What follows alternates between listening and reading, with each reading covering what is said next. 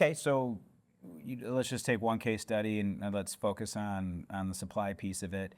We had a DSO working with us, let's call it 60 offices, and they wanted to get their hands around the supply component of it. So what we ended up doing is we helped them research and select a procurement platform. And for all the reasons I already mentioned, as far as the centralized ordering and whatnot, once we help them select it, we actually help them integrate it, implement it, adopt it, and then also communicate to the organization on why we're doing it. So we were ghostwriting messages.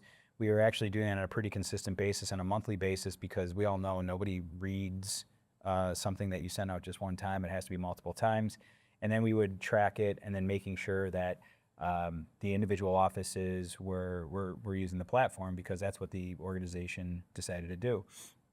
In addition to that, what we ended up doing then is negotiating, doing a bid. In this case, it was a bid more so than a full-blown RFP, and just making sure that their pricing was right and in the platform the way it needed to be.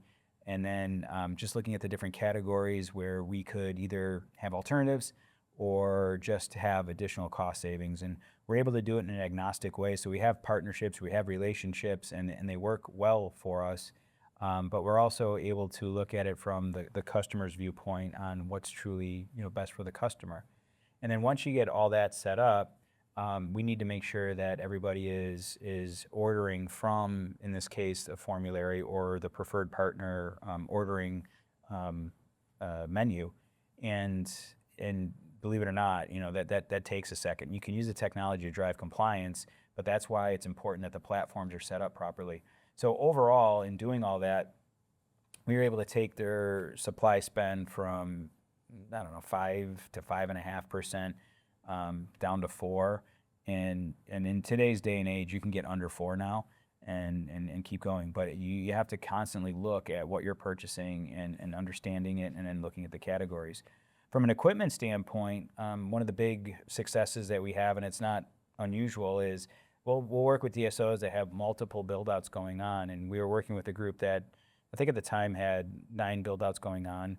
And we got involved. We helped organize it. We put our systems in place from a project management standpoint. And there were several different offices that had been out there for 2 years. So they're paying on a lease of the building. It wasn't moving anywhere, so you're losing money at that point.